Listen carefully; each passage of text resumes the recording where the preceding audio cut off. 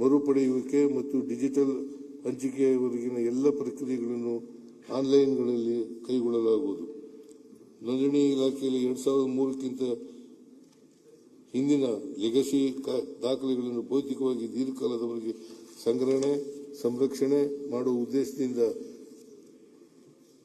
207 ಉಪ ನೋಂದಣಿ ಕಚೇರಿಗಳನ್ನು ಡಿಜಿಟಲೀಕರಣಗೊಳಿಸಲಾಗುವುದು. ಉಪ ನೋಂದಣಿ ಕಚೇರಿಗಳಲ್ಲಿ ನಾಗರಿಕರಿಗೆ ಉತ್ತಮ ಅನುಭವವನ್ನು ಮತ್ತಷ್ಟು ಹೆಚ್ಚಿಸುವ ಸಲುವಾಗಿ ಪ್ರತಿ ಜಿಲ್ಲೆಯ ಒಂದು ಕಚೇರಿಯನ್ನು ನೋಂದಣಿ ಖಾತರಿ ಕೇಂದ್ರವನ್ನಾಗಿ ನವೀಕರಿಸಲಾಗುವುದು. ಅಲ್ಲದೆ ಪಾಸ್ಪೋರ್ಟ್ ಸೇವಾ ಕೇಂದ್ರಗಳ ಮಾದರಿಯಲ್ಲಿ ಖಾಸಗಿ ಸಂಸ್ಥೆಗಳ ಸಹಭಾಗಿತ್ವದಲ್ಲಿ 5 ವಿಶ್ವ ದರ್ಜೆಯ ಉಪ ನೋಂದಣಿ ಕೇಂದ್ರಗಳನ್ನು ತೆರೆಯಲಾಗುವುದು. ವಿಶ್ವ ಬ್ಯಾಂಕ್ ನೆರವಿನಿಂದ ಒಟ್ಟು 5,000 ಕೋಟಿ ವೆಚ್ಚದಲ್ಲಿ ಕರ್ನಾಟಕ ನೀರು ಸಂರಕ್ಷಣೆ ಮತ್ತು ಸ್ಥಿತಿ ಸ್ಥಾಪಕತ್ವ ಕಾರ್ಯಕ್ರಮದಡಿ ಬೆಂಗಳೂರು ನಗರದಲ್ಲಿ ಪ್ರವಾಹ ಪರಿಸ್ಥಿತಿ ನಿಯಂತ್ರಿಸಲು ಮತ್ತು ರಾಜ್ಯದಲ್ಲಿ ವಿವಿಧ ವಿಪತ್ತು ನಿರ್ವಹಣೆ ಯೋಜನೆ ಕಾಮಗಾರಿಗಳನ್ನು 5 ವರ್ಷ ಅವಧಿಗೆ ಜಾರಿಗೊಳಿಸಲು ಉದ್ದೇಶಿಸಲಾಗಿದೆ. ಮಳೆ ಮತ್ತು ಹವಾಮಾನ ದತ್ತಾಂಶದ ವಿಶ್ವಾಸಾರ್ಹ ಪ್ರಕರಣವನ್ನು ಖಚಿತಪಡಿಸಿ ಮುನ್ಸೂಚನೆ ನೀಡಲು ಸದ್ಯಕ್ಕೆ ಕಾರ್ಯನಿರ್ವಹಿಸುತ್ತಿರುವ 5,150 ಮಳೆ ಮಾಪನ ಕೇಂದ್ರಗಳಲ್ಲಿ ಅಂದಾಜು 40 ಕೋಟಿ ರು ವೆಚ್ಚದಲ್ಲಿ ಬದಲಿಸಲು ಕ್ರಮ ವಹಿಸಲಾಗುವುದು. ವಿಪತ್ತು ಪರಿಹಾರ ಅನುದಾನವನ್ನು ಹೆಚ್ಚಿಸಿ ಹವಾಮಾನ ಬದಲಾವಣೆಯ ಪರಿಣಾಮಗಳನ್ನು ಪರಿಗಣಿಸುವಂತೆ ರಾಜ್ಯವು 16ನೇ ಹಣಕಾಸು ಆಯೋಗಕ್ಕೆ ಒತ್ತಾಯ ಮಾಡಿತ್ತು. ಆಯೋಗವು ರಾಜ್ಯದ ಶಿಫಾರಸುಗಳನ್ನು ಅಂಗೀಕರಿಸದಿದ್ದರೂ ಒಟ್ಟು ವಿಪತ್ತು ಪರಿಹಾರ ಅನುದಾನಗಳಲ್ಲಿ ರಾಜ್ಯದ ಪಾಲು 15ನೇ ಹಣಕಾಸು ಆಯೋಗದ ಅವಧಿಯಲ್ಲಿ ಶೇಕಡಾ 3.56 ರಿಂದ 16ನೇ ಹಣಕಾಸು ಆಯೋಗದಲ್ಲಿ 4.12ಕ್ಕೆ ಹೆಚ್ಚಳವಾಗಿರುತ್ತದೆ. 16ನೇ ಹಣಕಾಸು ಆಯೋಗದ ಶಿಫಾರಸಿನಂತೆ 2026-27ನೇ ಸಾಲಿಗೆ ಕೇಂದ್ರ ಸರ್ಕಾರದಿಂದ ಒಟ್ಟು 1,162 ಕೋಟಿ ರು ಮೊತ್ತವನ್ನು ವಿಪತ್ತು ಪರಿಹಾರ ಕಾರ್ಯಗಳಿಗೆ ನೀಡಬೇಕಾಗುವುದು. ಬೆಳಗಾವಿ ಜಿಲ್ಲೆಯ ಬೈಲಹೊಂಗಲದಲ್ಲಿ ಹಾಗೂ ಬಳ್ಳಾರಿ ಜಿಲ್ಲೆಯ ಸಿರುಗುಪ್ಪದಲ್ಲಿ ಪ್ರಜಾಸೌಧಗಳನ್ನು ನಿರ್ಮಿಸಲಾಗುವುದು. ಕರ್ನಾಟಕ ರಾಜ್ಯದಿಂದ ಶ್ರೀ ಮಾತಾ ವೈಷ್ಣವ ದೇವಿ ಮುಜರಾಯಿ, ಕರ್ನಾಟಕ ರಾಜ್ಯದಿಂದ ಶ್ರೀ ಮಾತಾ ವೈಷ್ಣವ ದೇವಿ ದೇವಾಲಯಕ್ಕೆ ಯಾತ್ರೆ ಕೈಗೊಳ್ಳುವ ಯಾತ್ರಾರ್ಥಿಗಳಿಗೆ ಸರ್ಕಾರದಿಂದ ತಲಾ 5,000 ರುಗಳ ಸಹಾಯಧನವನ್ನು ಡಿಬಿಟಿ ಮೂಲಕ ವಿತರಿಸಲು ಉದ್ದೇಶಿಸಲಾಗಿದೆ. ಈ ಉದ್ದೇಶಕ್ಕಾಗಿ 5 ಕೋಟಿ ರುಗಳನ್ನು ಅನುದಾನ ಮೀಸಲಿರಿಸಿದೆ. ಹಿಂದೂ ಧಾರ್ಮಿಕ ಮತ್ತು ಧರ್ಮಾದಾಯ ದತ್ತಿ ಇಲಾಖೆಯ ದೇವಾಲಯಗಳಿಗೆ ಒಳಪಟ್ಟಿರುವ 259 ಕಲ್ಯಾಣಿಗಳನ್ನು 3 ವರ್ಷಗಳಲ್ಲಿ ಪುನರುಜ್ಜೀವನಗೊಳಿಸಲು ಜಲನಿಧಿ ಕಲ್ಯಾಣಿಗಳ ಪುನಶ್ಚೇತನ ಯೋಜನೆ ಕೈಗೊಳ್ಳಲಾಗುತ್ತಿದೆ. ಈ ಉದ್ದೇಶಕ್ಕೆ 5 ಕೋಟಿ ರುಗಳನ್ನು ಒದಗಿಸಲಾಗುವುದು. ಕುಕ್ಕೆ ಶ್ರೀ ಸುಬ್ರಹ್ಮಣ್ಯ ದೇವಾಲಯ ಮತ್ತು ಕೊಲ್ಲೂರು ಶ್ರೀ ಮೂಕಾಂಬಿಕಾ ದೇವಾಲಯಗಳಿಗೆ ಮೂಲಭೂತ ಸೌಲಭ್ಯ ಹಾಗೂ ಕ್ಷೇತ್ರದ ಸಮಗ್ರ ಅಭಿವೃದ್ಧಿಗೊಳ್ಳಲು ಅಭಿವೃದ್ಧಿ ಪ್ರಾಧಿಕಾರಗಳನ್ನು ರಚಿಸಲು ಉದ್ದೇಶಿಸಿದೆ. ಹೊರ ರಾಜ್ಯದ ಪುಣ್ಯಕ್ಷೇತ್ರಗಳಲ್ಲಿರುವ ಕರ್ನಾಟಕ ರಾಜ್ಯದ ಛತ್ರಗಳ ನಿರ್ಮಾಣ ಮತ್ತು ಅಭಿವೃದ್ಧಿಪಡಿಸಲು ಈ ಕೆಳಕಂಡಂತೆ ಕ್ರಮ ಕೈಗೊಳ್ಳಲಾಗುವುದು. ವಾರಣಾಸಿಯಲ್ಲಿ ಪ್ರಸ್ತುತ ಇರುವ ಛತ್ರವು ಶಿಥಿಲಗೊಂಡಿರುವುದರಿಂದ ಹೊಸ ರಾಜ್ಯ ಛತ್ರವನ್ನು ನಿರ್ಮಿಸಲಾಗುವುದು. ಮಂತ್ರಾಲಯದಲ್ಲಿ ಶ್ರೀ ರಾಘವೇಂದ್ರ ಸ್ವಾಮಿ ಮಠಕ್ಕೆ ಸೇರಿದ ಜಾಗದಲ್ಲಿ ಪ್ರಸ್ತುತ ಇರುವ ಛತ್ರವು ಶಿಥಿಲಗೊಂಡಿದ್ದು, ಇದರ ನವೀಕರಣವನ್ನು ಕೈಗೊಳ್ಳಲಾಗುವುದು. ಶ್ರೀಶೈಲಂ ಕ್ಷೇತ್ರದಲ್ಲಿ ಹೊಸದಾಗಿ ಯಾತ್ರಿ ನಿವಾಸ ನಿರ್ಮಾಣ ಮಾಡಲಾಗುವುದು. ತುಳಜಾಪುರದಲ್ಲಿ ಪ್ರಸ್ತುತ ಇರುವ ಛತ್ರವನ್ನು ಹೊಸದಾಗಿ ನಿರ್ಮಾಣ ಮಾಡಲಾಗುವುದು. ಬೆಂಗಳೂರು ನಗರದ ಹೃದಯ ಭಾಗವಾದ ಕೆಂಪೇಗೌಡ ವೃತ್ತದಲ್ಲಿ ಇಲಾಖೆಗೆ ಸೇರಿದ ಬಂಡಿ ಶೇಷಮ್ಮ ಛತ್ರದ ಜಾಗದಲ್ಲಿ ವಿದ್ಯಾರ್ಥಿಗಳಿಗೆ ಉಚಿತ ವಸತಿ ಸೌಲಭ್ಯ ಕಲ್ಪಿಸಲು ವಿದ್ಯಾರ್ಥಿ ನಿಲಯ ಹಾಗೂ ವಾಣಿಜ್ಯ ಸಂಕೀರ್ಣವನ್ನು ಸಾರ್ವಜನಿಕ ಖಾಸಗಿ ಸಹಭಾಗಿತ್ವದಲ್ಲಿ ನಿರ್ಮಿಸಲು ಯೋಜನೆ ರೂಪಿಸಲಾಗಿದೆ. ಹಿಂದೂ ಧಾರ್ಮಿಕ ಹಾಗೂ ಧರ್ಮರಾಯ ದತ್ತಿ ಇಲಾಖೆಯ ಅಧಿಕಾರಿ ಸಿಬ್ಬಂದಿಗಳು ವರ್ಗಾವಣೆಯಲ್ಲಿ ಪಾರದರ್ಶಕತೆ ಮತ್ತು ದಕ್ಷತೆಯನ್ನು ತರಲು ತಂತ್ರಜ್ಞಾನ ಆಧಾರಿತ ಕೌನ್ಸಿಲಿಂಗ್ ವ್ಯವಸ್ಥೆಯನ್ನು ಜಾರಿಗೆ ತರಲು ಉದ್ದೇಶಿಸಲಾಗಿದೆ. ಸಿಬ್ಬಂದಿ ಮತ್ತು ಆಡಳಿತ ಸುಧಾರಣೆ ಶ್ರೀ ಆರ್.ವಿ. ದೇಶಪಾಂಡೆಯವರ ಅಧ್ಯಕ್ಷತೆಯಲ್ಲಿ ರಚಿಸಲಾಗಿದ್ದ ಕರ್ನಾಟಕ ಆಡಳಿತ ಸುಧಾರಣಾ ಆಯೋಗ 2 ಸಲ್ಲಿಸಿರುವ 10 ವರದಿಗಳಲ್ಲಿನ 6,030 ಶಿಫಾರಸುಗಳ ಪೈಕಿ 2,014 ಶಿಫಾರಸುಗಳನ್ನು ಅನುಷ್ಠಾನಗೊಳಿಸಲಾಗಿದೆ. ಉಳಿದ ಶಿಫಾರಸುಗಳನ್ನು ಅನುಷ್ಠಾನಗೊಳಿಸಲು ಕ್ರಮ ಕೈಗೊಳ್ಳಲಾಗುವುದು. ರಾಜ್ಯದ ಎಲ್ಲ ಅಂಗನವಾಡಿಗಳು, ಶಾಲೆಗಳು, ಕಾಲೇಜುಗಳು ಹಾಗೂ ವಸತಿ ನಿಲಯಗಳಲ್ಲಿ ಫೇಶಿಯಲ್ ರೆಕಗ್ನಿಷನ್ ಸಾಫ್ಟ್ವೇರ್ ಮುಖಾಂತರ ಹಾಜರಾತಿ ವ್ಯವಸ್ಥೆಯನ್ನು ಜಾರಿಗೊಳಿಸಲಾಗುವುದು ಹಾಗೂ ಪ್ರತಿದಿನದ ಫಲಾನುಭವಿಗಳ ಹಾಜರಾತಿ ವಿವರಗಳನ್ನು ಸಾರ್ವಜನಿಕವಾಗಿ ಪ್ರಕಟಿಸಲಾಗುವುದು. ಈ ಆಡಳಿತ ಇಲಾಖೆಯಲ್ಲಿ ಲಭ್ಯವಿರುವ ದತ್ತಾಂಶವನ್ನು ವಿಶ್ಲೇಷಿಸಿ ಅದರ ಆಧಾರದ ಮೇಲೆ ನಿರ್ಧಾರವನ್ನು ಕೈಗೊಳ್ಳಲು ನೀತಿಗಳ ರಚನೆ, ಮೇಲ್ವಿಚಾರಣೆ ಮತ್ತು ಸರ್ಕಾರದ ಯೋಜನೆಗಳ ನಿರ್ವಹಣೆಗೆ ಸಂಬಂಧಿಸಿದಂತೆ ದತ್ತಾಂಶ ವಿಶ್ಲೇಷಣಾ ಕ್ಲೇಶವನ್ನು 1 ಕೋಟಿ ರು ವೆಚ್ಚದಲ್ಲಿ ಸ್ಥಾಪಿಸಲಾಗುವುದು. ಗ್ರಾಮೀಣ ಪ್ರದೇಶದ ಯುವಕರನ್ನು ಅಗತ್ಯ ಕೌಶಲ್ಯದೊಂದಿಗೆ ಉದ್ಯೋಗಶೀಲರನ್ನಾಗಿ ಮಾಡಲು ಕೇಂದ್ರ ಸರ್ಕಾರದ ಆರ್ಟಿಫಿಷಿಯಲ್ ಇಂಟೆಲಿಜೆನ್ಸ್ ಮಿಷನ್ ಸಹಭಾಗಿತ್ವದಲ್ಲಿ ರಾಜ್ಯದ 2ನೇ ಮತ್ತು 3ನೇ ಹಂತದ ನಗರಗಳಲ್ಲಿ 50 ಸರ್ಕಾರಿ ಕಾಲೇಜುಗಳಲ್ಲಿ ಆಧುನಿಕ ಆರ್ಟಿಫಿಷಿಯಲ್ ಇಂಟೆಲಿಜೆನ್ಸ್ ಪ್ರಯೋಗಗಳನ್ನು ಪ್ರಾರಂಭಿಸಲು 10 ಕೋಟಿ ರು ಅನುದಾನ ಒದಗಿಸಲಾಗುವುದು. ಖಜಾನೆ 2025-26ನೇ ಸಾಲಿನಲ್ಲಿ ಖಜಾನೆ ಇಲಾಖೆಯು ಹಲವಾರು ಮಹತ್ವದ ಸುಧಾರಣೆಗಳನ್ನು ಜಾರಿಗೆ ತಂದಿದೆ. 25-26ನೇ ಸಾಲಿನಲ್ಲಿ ವಾರ್ಷಿಕ 35 ಲಕ್ಷ ಬಿಲ್ಲುಗಳಲ್ಲಿ ಶೇಕಡಾ 40ರಷ್ಟು ಬಿಲ್ಲುಗಳನ್ನು ಕಾಗದರಹಿತ ಸಲ್ಲಿಕೆ ವಿಧಾನಕ್ಕೆ ಪರಿವರ್ತಿಸಲಾಗಿದೆ ಮತ್ತು ಉಳಿದ ಬಿಲ್ಲುಗಳನ್ನು 2027-27ನೇ ಸಾಲಿನಲ್ಲಿ ಕಾಗದರಹಿತ ಮಾಡುವ ಯೋಜನೆ ಇದೆ.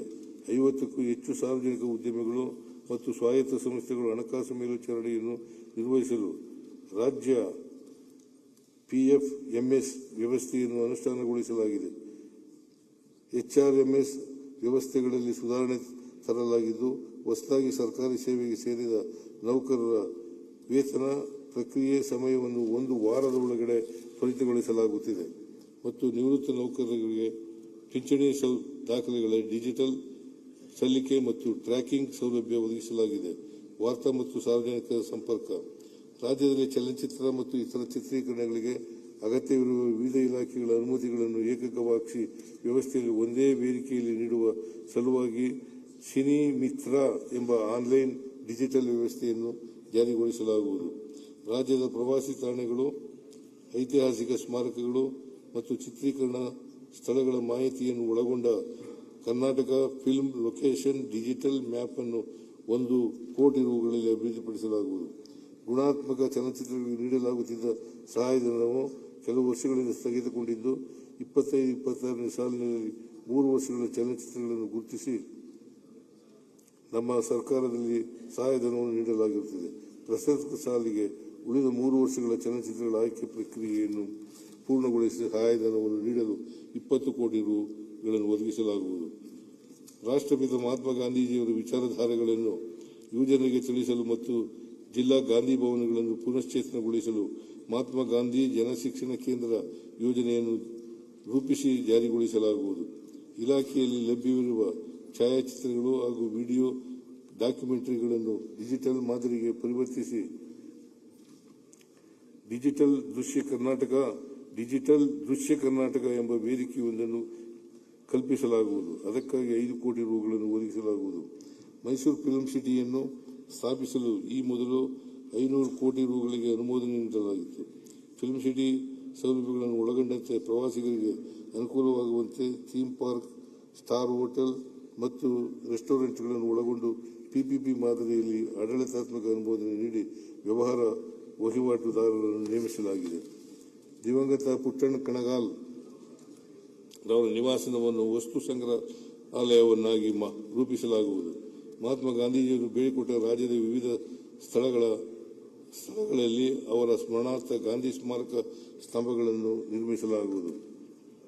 ಒಳಾಡಳಿತ ಕಳೆದ 3 ವರ್ಷದ ಅವಧಿಯಲ್ಲಿ ಕರ್ನಾಟಕ ರಾಜ್ಯ ಪೊಲೀಸ್ ಇಲಾಖೆಯಲ್ಲಿನ 5,911 ಹುದ್ದೆಗಳನ್ನು ನೇರ ನೇಮಕಾತಿ ಮೂಲಕ ಭರ್ತಿ ಮಾಡಿಕೊಳ್ಳಲಾಗಿರುತ್ತದೆ. ಪ್ರಸಕ್ತ ಸಾಲಿನಲ್ಲಿ ಗೃಹ ಇಲಾಖೆಯಲ್ಲಿ ಖಾಲಿ ಇರುವ ಒಟ್ಟಾರೆ 8,000 ವಿವಿಧ ಹುದ್ದೆಗಳನ್ನು ನೇರ ನೇಮಕಾತಿ ಮೂಲಕ ಭರ್ತಿ ಮಾಡಿಕೊಳ್ಳಲಾಗುವುದು. ಗೃಹ ಇಲಾಖೆಯಲ್ಲಿನ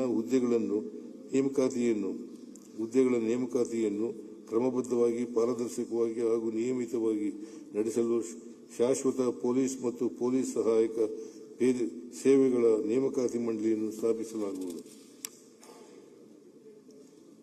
ಇಲಾಖೆಯ ಸಿಬ್ಬಂದಿಗಳಿಗೆ ಸುಸಜ್ಜಿತ ವಸತಿ ಗೃಹಗಳನ್ನು ಒದಗಿಸಲು ರೂಪಿಸಿದ 2,000 ಕೋಟಿ ರುಗಳ ಮೊತ್ತದ ಪೊಲೀಸ್ ಗೃಹ 2025 ಯೋಜನೆಗೆ ಇದುವರೆಗೆ 1,257 ಕೋಟಿ ರುಗಳನ್ನು ಒದಗಿಸಿದ್ದು 5 ಹಂತಗಳಲ್ಲಿ 4,914 ವಸತಿ ಗೃಹಗಳ ನಿರ್ಮಾಣ ಕಾರ್ಯವನ್ನು ಕೈಗೆತ್ತಿಕೊಳ್ಳಲಾಗಿದೆ. ಪ್ರಸಕ್ತ ಸಾಲಿನಲ್ಲಿ 250 ಕೋಟಿ ರುಗಳ ವೆಚ್ಚದಲ್ಲಿ ವಸತಿ ಗೃಹಗಳ ನಿರ್ಮಾಣ ಕಾಮಗಾರಿಗಳನ್ನು ಕೈಗೆತ್ತಿಕೊಳ್ಳಲಾಗುತ್ತಿದೆ. ಬೆಳಗಾವಿಯ ಸುವರ್ಣಸೌಧದಲ್ಲಿ ನಡೆಯುವ ವಿಧಾನಮಂಡಲದ ಅಧಿವೇಶನ ಸಮಯದಲ್ಲಿ ಬಂದೋಬಸ್ತ್ ಕಾರ್ಯಕ್ಕೆ ನಿಯೋಜಿಸಲಾಗಿರುವ ಸಿಬ್ಬಂದಿಗಳ ವಸತಿ ಸೌಲಭ್ಯವನ್ನು ಒದಗಿಸುವುದಾಗಿ 20 ಕೋಟಿ ರುಗಳ ವೆಚ್ಚದಲ್ಲಿ 1,000 ಸಿಬ್ಬಂದಿಗಳಿಗೆ ಶಾಶ್ವತ ಬ್ಯಾರಕ್ಗಳನ್ನು ನಿರ್ಮಿಸಲು ಉದ್ದೇಶಿಸಲಾಗಿದೆ. ರಾಜ್ಯದಲ್ಲಿ ಕಾನೂನು ಸುವ್ಯವಸ್ಥೆಯನ್ನು ಹಾಗೂ ಸಂಚಾರ ವ್ಯವಸ್ಥೆಯನ್ನು ಪರಿಣಾಮಕಾರಿಯಾಗಿ ನಿರ್ವಹಿಸಲು ಹಾಗೂ ಸಾರ್ವಜನಿಕರಿಗೆ ಉತ್ತಮ ಸೇವೆಯನ್ನು ಒದಗಿಸುವ ದೃಷ್ಟಿಯಿಂದ 26-27 ಸಾಲಿನಲ್ಲಿ 12 ನೂತನ ಪೊಲೀಸ್ ಠಾಣೆಗಳನ್ನು ಸ್ಥಾಪಿಸಲಾಗುವುದು.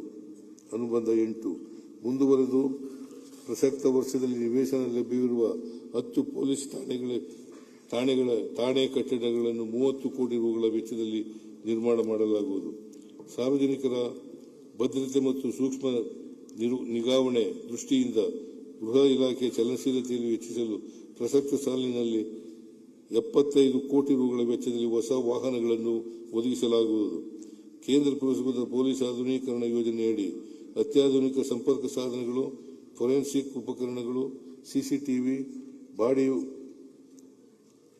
ಓರ್ನ್ ಕ್ಯಾಮೆರಾ, ಆಂಟಿ ಡ್ರೋನ್ ಮತ್ತು ಇತರೆ ಉಪಕರಣಗಳನ್ನು ಒದಗಿಸಲು ಕೇಂದ್ರ ಮತ್ತು ರಾಜ್ಯದ ಪಾಲು ಸೇರಿದಂತೆ ಒಟ್ಟಾರೆ 354 ಕೋಟಿ ರುಗಳ ಕ್ರಿಯಾಯೋಜನೆಯನ್ನು ರೂಪಿಸಿದ್ದು 142 ಕೋಟಿ ರುಗಳ ರಾಜ್ಯದ ಪಾಲನ್ನು ಒದಗಿಸಲು ಕ್ರಮ ವಹಿಸಲಾಗುವುದು. ಕರ್ನಾಟಕವನ್ನು ಮಾದಕ ವಸ್ತು ಮುಕ್ತ ರಾಜ್ಯವನ್ನಾಗಿ ಮಾಡಲು ಜೀರೋ ಟಾಲರೆನ್ಸ್ ಟು ಡ್ರಗ್ಸ್ ಧ್ಯೇಯದೊಂದಿಗೆ ಮಾದಕ ದ್ರವ್ಯ ವಿರೋಧಿ ಕಾರ್ಯಪಡೆ ANTF ಘಟಕವನ್ನು 10 ಕೋಟಿ ರುಗಳ ವೆಚ್ಚದಲ್ಲಿ ಬಲಪಡಿಸಲಾಗುವುದು.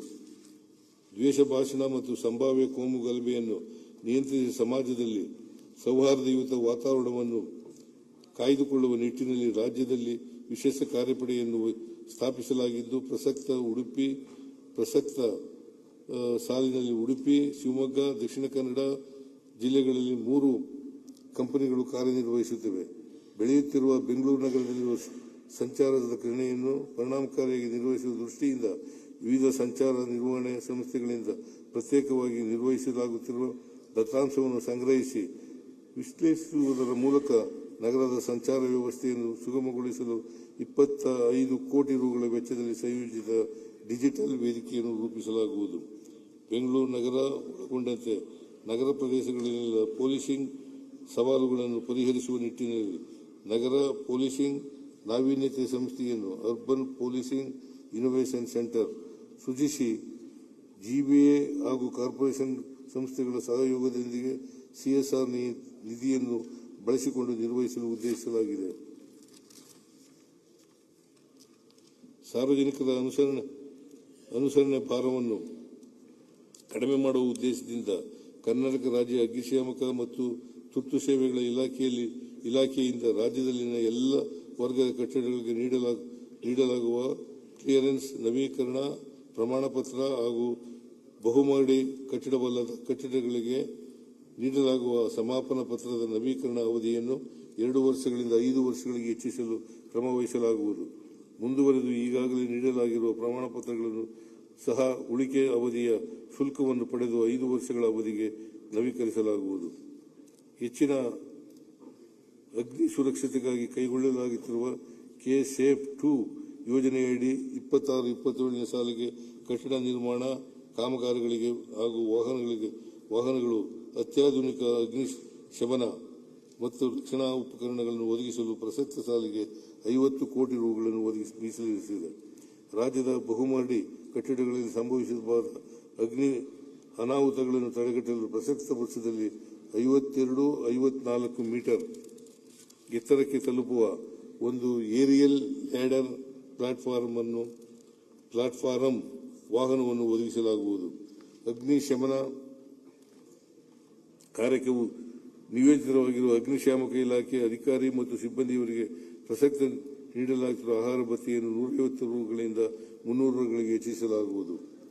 ಬೆಂಗಳೂರಿನ ಗರಿಷ್ಠ ಭದ್ರತಾ ಕೇಂದ್ರ, ಕಾರಾಗೃಹ ಹಾಗೂ ವಿಜಯಪುರ ಮತ್ತು ಬೀದರ್ಗಳಲ್ಲಿ ತಲಾ 1,000 ಬಂದಿಗಳ ಸಾಮರ್ಥ್ಯದ ಜಿಲ್ಲಾ ಕೇಂದ್ರ ಕಾರಾಗೃಹಗಳನ್ನು ಒಟ್ಟಾರೆ 471 ಕೋಟಿ ರೂಗಳ ವೆಚ್ಚದಲ್ಲಿ ನಿರ್ಮಾಣ ಮಾಡಲಾಗಿರುತ್ತದೆ. ಮಂಗಳೂರು ಕೇಂದ್ರ ಕಾರಾಗೃಹದ 2ನೇ ಹಂತದ ಕಾಮಗಾರಿಯನ್ನು ಮತ್ತು ರಾಯಚೂರು ಜಿಲ್ಲಾ ಕೇಂದ್ರ ಕಾರಾಗೃಹಗಳ ನಿರ್ಮಾಣ ಕಾರ್ಯವನ್ನು ಪ್ರಸಕ್ತ ಸಾಲಿನಲ್ಲಿ ಕೈಗೆತ್ತಿಕೊಳ್ಳಲಾಗುವುದು. ಆಪರೇಷನ್ ಪರಿಶುದ್ಧೀಕರಣ ಅಡಿಯಲ್ಲಿ ಎಲ್ಲ ಕಾರಾಗೃಹಗಳಲ್ಲಿ ಮೊಬೈಲ್, ಗಾಂಜಾ ಇನ್ನಿತರ ನಿಷೇಧಿತ ವಸ್ತುಗಳ ಬಳಕೆ, ಅಕ್ರಮ ಚಟುವಟಿಕೆಗಳನ್ನು ತಡೆಗಟ್ಟಲು artificial intrusion detection system, CCTV, body worn camera ಸೇರಿದಂತೆ ಇನ್ನಿತರ ಅತ್ಯಾಧುನಿಕ ಭದ್ರತಾ ತಪಾಸಣಾ ಉಪಕರಣಗಳನ್ನು 20 ಕೋಟಿ ರೂಗಳ ವೆಚ್ಚದಲ್ಲಿ ಒದಗಿಸಲಾಗುವುದು. ಬೆಂಗಳೂರಿನ ಕೇಂದ್ರ ಕಾರಾಗೃಹದಲ್ಲಿ ಮಾದಕ ದ್ರವ್ಯ